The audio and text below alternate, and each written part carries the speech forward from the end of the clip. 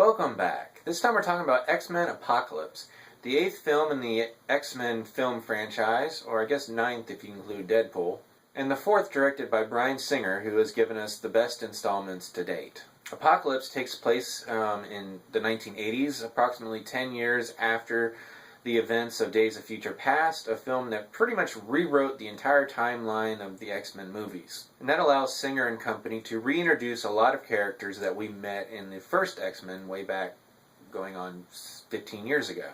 The story follows Apocalypse, an ancient mutant who is actually the very first mutant on Earth, and has spent years transferring his consciousness from one mutant body to the next, consuming their powers along the way. As we see in the opening scene back in ancient Egypt, he's betrayed and buried alive, hopefully forever. Of course not, because otherwise we wouldn't have a movie. So after about 5,000 years underground, he's awoken in the 1980s and sets about to recruit a new set of 4 followers, pretty much the inspiration for the 4 Horsemen. And his goal is to retake over the world and show humanity and mutants that they should be worshiping him, not watching TV and fighting petty wars. Well, this new threat reunites Charles Xavier, played by James McAvoy, and Raven, played by Jennifer Lawrence, as they gather the rest of his students into a new version of the X-Men from what they kind of tried to start back in the 60s. To head off this threat. Meanwhile, Apocalypse is gathering his horsemen, including a young Storm, as well as Magneto himself, played by a returning Michael Fassbender. Now, as I said at the start, Bryan Singer has given us 3 of the best X-Men movies. The X-Men, X2, and Days of Future Past. I'd also throw in First Class, which he helped to write, although he didn't direct it. Matthew Vaughn directed it. And while this is a great, fun summer action movie, I don't think it quite lives up to those films. If I had to rank it, and this is a very early opinion based on one viewing, I would probably put it 5th behind those other 4 films.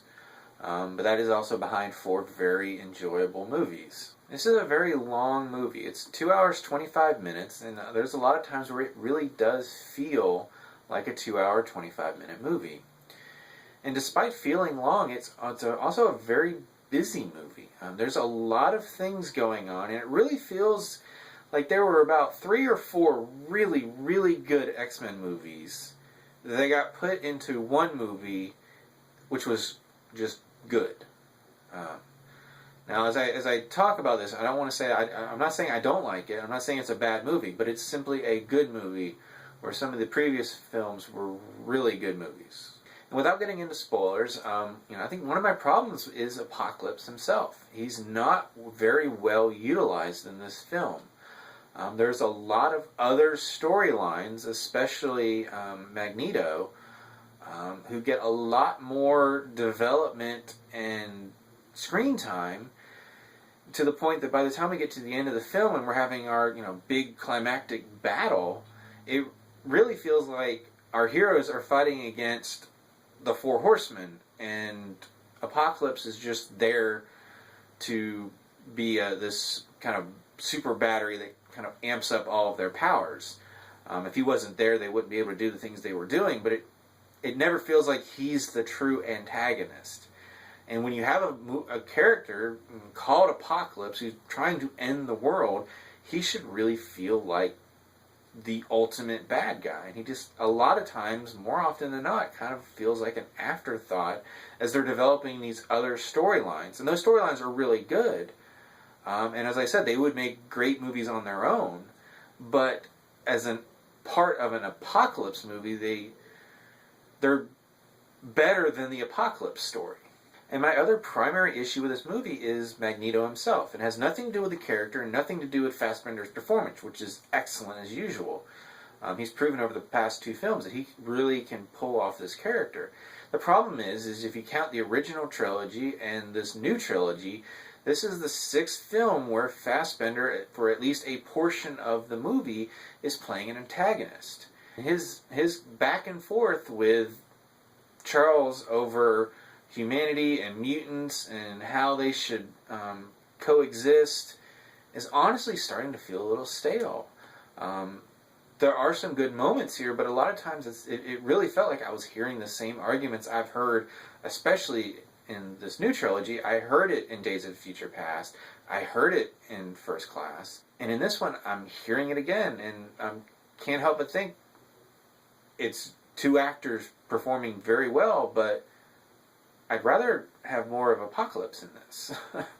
So X-Men Apocalypse is a flawed film. It's one that I did not enjoy nearly as much as Days of Future Past or First Class, but it's still a very enjoyable film. It's a good film, a well-made film. The special effects are great. The action sequences are great.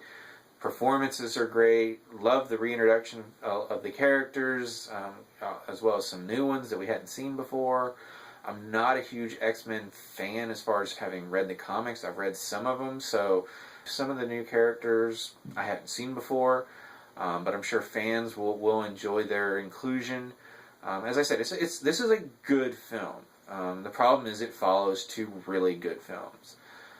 So take it with that. It's definitely worth seeing. If you're a fan of the X-Men movies, go see it. You're going to enjoy it. I just don't know if you're going to enjoy it as much as the previous two. So, if you have seen X-Men Apocalypse, this would be the time to comment below and let me know what you think. Did you like it more or less than the previous two? As always, you can subscribe to my channel, check out some of my other reviews, and until next time, I'll see you at the movies.